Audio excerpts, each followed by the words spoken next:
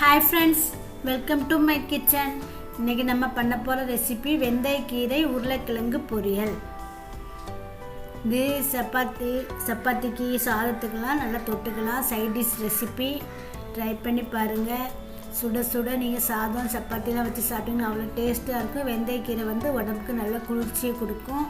கண்டிப்பாக இந்த ரெசிபியை ட்ரை பண்ணி பாருங்கள். ஒரு கட்டு கீரை வாங்கி க்ளீன் பண்ணி எடுத்து வச்சுட்டு அதுக்கப்புறம் நல்லா அலசிட்டு நல்லா பொடியாக நறுக்கி எடுத்து வச்சுக்கோங்க.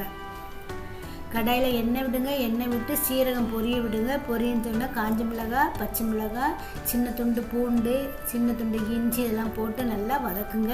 நல்லா பொரிஞ்சு வந்ததுக்கப்புறம் ஒரு வெங்காயம் போட்டு நல்லா வதங்க. வெங்காயம் கொஞ்சம் கலர் மாறி வந்ததுக்கப்புறம் நம்ம ஒரு 2 உருளைக்கிழங்கு, உங்களுக்கு மீடியம் சைஸ்னால் 2 உருளைக்கிழங்கு எடுத்துக்கோங்க. பெரிய கிழங்குனா ஒரு உருளைக்கிழங்கு எடுத்துக்கோங்க. தோல்லாம் சீவிட்டு நல்லா ஒரே ஷேப்பாக வெட்டி வச்சுக்கோங்க. ரொம்ப பெருசாக வெட்டாதீங்க, கொஞ்சம் மீடியம் சைஸாக வெட்டிக்கோங்க. நல்லா வதக்குங்க. மஞ்சத்தூள் போட்டு உப்பு போட்டு நல்லா வதக்குங்க. எண்ணெயிலே அந்த உருளைக்கிழங்கு வறுத்தா தான் நல்லா டேஸ்ட் இருக்கும். தண்ணி விடாதீங்க. நல்லா வதக்கி விட்டுட்டு கொஞ்சம் நேரத்துக்கு மூடி வச்சு வேக வச்சுக்கோங்க. இடையில அடிக்கடி கிளறி விட்டுக்கோங்க. நல்லா உருளைக்கிழங்கு வெந்துடும் பாருங்கள்.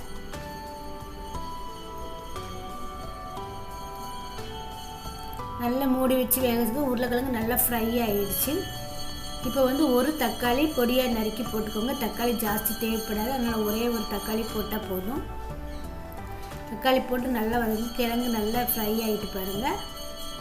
இப்போ நம்ம நறுக்கி வச்சுருக்கிற கீரையை போட்டு நல்லா வதக்கி விடணும். நல்லா கிளறி விடுங்க. நல்லா கிளறிக்கிட்டே இருங்க கீரையை கொஞ்சம் நேரத்துக்கு. அதுக்கப்புறம் நம்ம அதுக்கு தேவையான மசாலாலாம் போடலாம். உங்களுக்கு இந்த கீரையில் கசப்பே இருக்காது பாருங்கள். நீங்கள் இப்படி பண்ணி சாப்பிட்டீங்கன்னா கசப்பே இருக்காது பாருங்கள். மிளகாத்தூள் 1 டீஸ்பூன் போடுங்க. தனியாத்தூள் 1/2 டீஸ்பூன், சீரகத்தூள் 1/2 டீஸ்பூன் போடுங்க. கரம் மசாலா ஒரு 1/2 டீஸ்பூன் போடுங்க. போதும். நல்லா வதக்கி விடுங்க.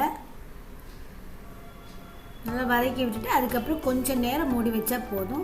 உருளைக்கிழங்கு, இந்த கீரை, மசாலா எல்லாம் சேர்ந்து நல்லா வதங்கி வந்துடும் பாருங்கள். நல்லா கீரையே உருளைக்கிழங்கு மசாலா எல்லாம் சேர்ந்து வந்துட்டு இப்போ ஆப்ஷனல் தான். 1 டீஸ்பூன் பட்டர் போட்டிங்கன்னா இன்னும் கொஞ்சம் டேஸ்ட் எடுத்து கொடுக்கும். ட்ரை பண்ணி பாருங்கள். மீண்டும் ஒரு நல்ல வீடியோ உங்களை சந்திக்கிறேன். பாய்.